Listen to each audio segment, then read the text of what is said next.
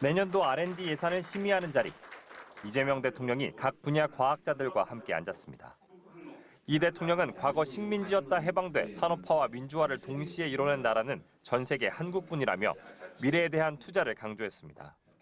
부모님들도 놈 팔아 밥 팔아 배고프고 헐벗었지만 자식들 공부를 시켜서 오늘의 대한민국이 있는데 저는 국가도 역시 공부를 해야 된다, 학습을 해야 된다고 생각합니다. 실시간으로 생중계된 회의에서 내년 R&D 예산은 올해보다 약 20% 늘어난 35조 3천억 원으로 책정됐습니다. 역대 최대 규모입니다. 특히 국가 AI 역량 강화에 전년보다 2배 이상 늘어난 2조 3천억 원을 투입하기로 했고 재생에너지 산업 육성에 2조 6천억 원, 양자 컴퓨터를 비롯한 국가 전략기술 개발에 8조 5천억 원을 배정하기로 했습니다. 지난 정부 예산 삭감으로 큰 타격을 입었던 기초과학 분야에서도 본격적인 생태계 복원에 나섭니다. 기초연구 예산은 올해보다 15%, 지원하는 기초연구 과제 수는 30% 늘리기로 했습니다.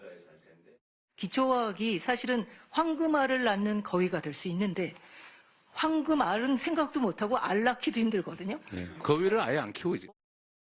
이 대통령은 또 이공계 우수 인재들에게 한국이 매력적이지 않다는 지적을 받는다며 과학자에 대한 인센티브를 늘리고 연구 환경은 개선하자고 제안했습니다. 그러니까 연구 개발할 인력들이 전부 다 의대로 간다고. 사실은 그게 제일 강력한 동인이잖아요. 네. 네? 그 인센티브라고 하는 게 뭐 해서 나한테 남는 게 있어야지. 연구 결과를 과정이 아닌 성공 여부로만 평가해 표면적인 성공률에만 집착해온 관행도 없애기로 했습니다.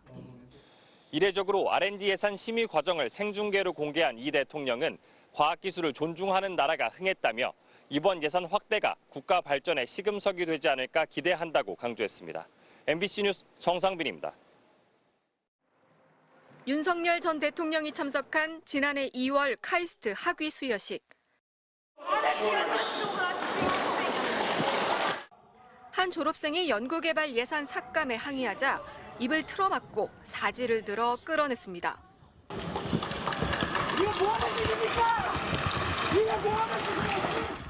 작년 국가연구개발 R&D 예산은 전년보다 14.7%나 줄었습니다. 1991년 이후 33년 만에 첫 삭감. IMF 때도 없었던 일입니다. 모든 재정 사업을 원점에서 재검토하여 정치 보조금 예산, 이권 카르텔 예산을 과감하게 삭감하였고 윤 전 대통령은 연구자들이 연구개발 예산을 나눠먹는 것처럼 카르텔이라 비난했지만 정작 누가 어떤 사업으로 예산을 축냈는지 구체적인 설명은 없었습니다. 현장에선 부작용이 바로 나타났습니다. 연구기관마다 많게는 30%씩 예산이 줄었고 기업들도 돌연 지원이 끊기면서 기술 연구를 멈추는 일이 이어졌습니다. 사업하지 말라는 얘기라고 생각을 했어요. 처음 들었을 때.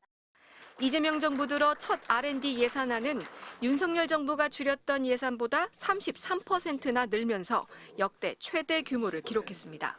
지금 굉장히 중요한 시기잖아요. 인재 전쟁. 그런 부분에서도 또 강화 정책이 좀 나와 있어서 진짜 가뭄에 단비 같은 성격이라고 생각을 했고요. 과학계는 예전 수준을 회복하는 수준이 아닌 파격적인 투자에 반색하는 분위기입니다. 특히 과학계가 중점적으로 요구했던 항목들 예산을 늘린 데 대해 높은 점수를 줬습니다. 다만 전 정권과 차별화하기 위한 정치적인 일회성 증액이 아니라 장기적이고 안정적인 지원을 당부했습니다. MBC 뉴스 김유미입니다. 휴머노이드 로봇이 능숙하게 작업대 위 물건을 옮깁니다. 사람처럼 손을 쓰고 움직입니다. 사람의 동작을 로봇이 학습하는 모습입니다. 이렇게 간단한 동작은 30번 정도만 반복하면 로봇 혼자서도 할 수 있게 됩니다. 뒤늦게 시작했지만 로봇의 관절로 불리는 액추에이터 분야에서 세계 5위권 기업이 됐습니다. 기본적으로 미국과 중국이 강한 건 사실이고요. 피지컬 AI 쪽으로는 미국 쪽이 좀 더 강하고요. 국내에서 무인 자율주행차 운행 허가를 유일하게 받은 업체. 자금 조달이 가장 큰 문제입니다. 당장 큰 수익을 낼 수 없는데 연구 비용은 매달 10억 원씩 들어갑니다. 수많은 데이터를 쌓아서 학습도 해야 되고 검증하고 테스트하는데도 굉장히 많은 시간과 비용이 이런 기업들을 세계 1등 AI 회사로 만들겠다는 게 새 정부 성장 전략의 핵심입니다. AI 15개 분야, 초혁신 경제 15개 분야, 총 30개 프로젝트를 집중 지원합니다. 특히 AI 로봇과 자동차, 선박, 반도체 등 피지컬 AI 7개 분야에는 재정과 세제 혜택 등 모든 역량을 쏟아부을 계획입니다. 구윤철 부총리는 절박한 상황이라고 했습니다. AI 대전환은 인구 충격에 따른 성장 하락을 반절시킬 유일한 돌파구입니다. 2년 뒤 자율주행 상용화, 4년 후엔 휴머노이드 로봇 양산 등 목표 시한도 정했습니다. 그리고 이를 통해 잠재 성장률을 3%로 끌어올리고 세계 5대 강국으로 도약하겠다는 담대한 목표도 세웠습니다. 재원은 100조 원 이상 국민성장 펀드를 조성해 마련하고 성장의 과실이 한쪽에 치우치지 않도록 지역과 소상공인 지원 방안도 빼놓지 않았습니다.